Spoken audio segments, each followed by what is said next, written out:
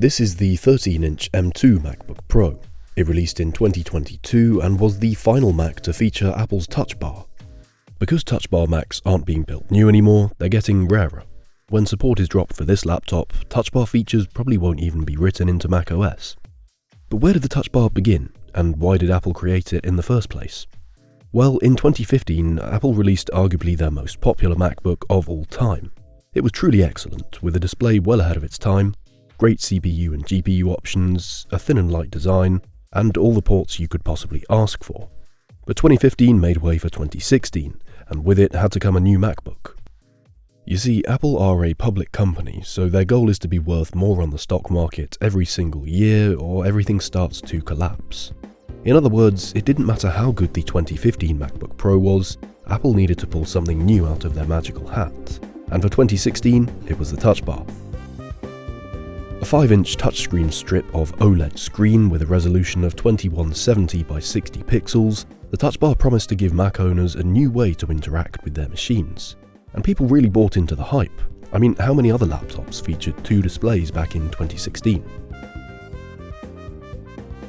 As it turned out, the Touch Bar didn't hugely change how people used their MacBooks. It was arguably more of a gimmick than something users couldn't live without. But it was a popular gimmick. People liked the novelty of having different buttons pop up depending on which app they were using. The Touch Bar was pretty customizable too, with Apple offering a layout editor so you could choose which buttons went where. People even created third-party apps to put pets or games on the Touch Bar. Like it or not, the Touch Bar was a novel feature and a USP Apple could use to upsell people into their MacBook Pro line at a time where performance wasn't exactly mind-blowing. And I think that sums up perfectly why the 2022 MacBook Pro needed to mark the end of the Touch Bar era entirely. The MacBook Pro has changed a lot since 2016, in fact it's in a really good place right now, offering a clear upgrade from any MacBook Air you can buy.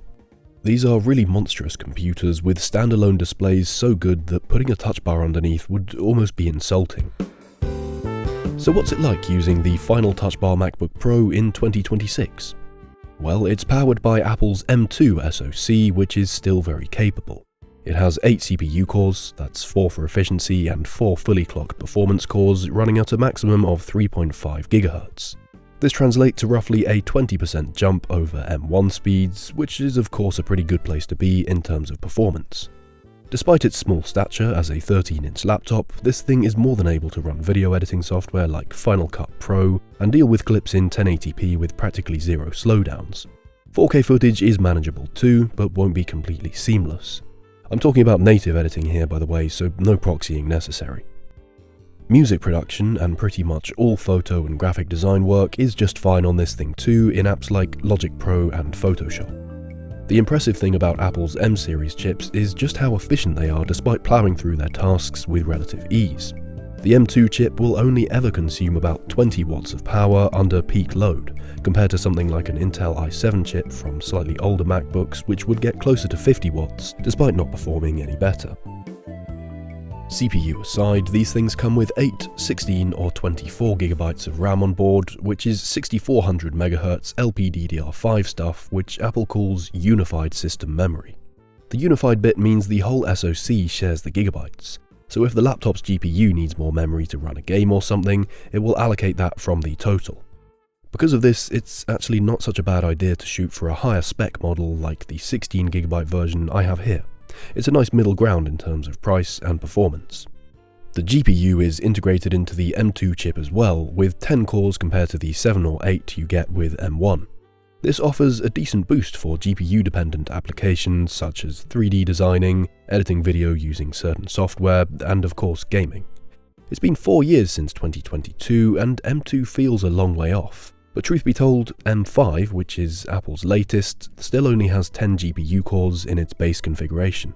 For a 13-inch machine, this is holding up well in terms of graphics. Let's take a break from all this talk about specs and look at the actual design of the computer now. This laptop is very similar to the original Touch Bar MacBook that came out in 2016. It's a small form factor design, although there are some pretty big bezels taking up space around the edges of the display. Speaking of the display, it's a 2560 by 1600 IPS LED panel. That's a very decent resolution at 13 inches, but it's almost laughable how long Apple used the almost exact same display in their 13-inch Pros for.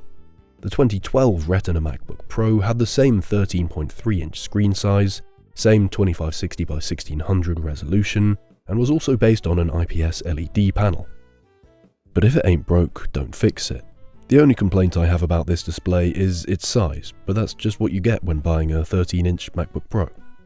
The stereo speakers in each side of the M2 13-inch sound basically the same as the M1s did. Not a huge issue since they're still pretty impressive for the small frame they inhabit, and this laptop comes in space grey or silver with no space black available. Also on the outside are the ports, probably the weakest asset of the entire laptop. This selection includes just two Thunderbolt 3 USB-C ports and a 3.5mm audio jack. If you've got an HDMI display or want to use more than two USB accessories at once, it's dongle time. Not a huge issue, but again, another £15 or dollars to spend where newer MacBook Pros have most of the right ports just built in. As I mentioned, and you will hopefully have picked up on by now, this is the final Touch Bar design from Apple. As someone who currently still uses a Touch Bar Mac, I'm on the fence about it.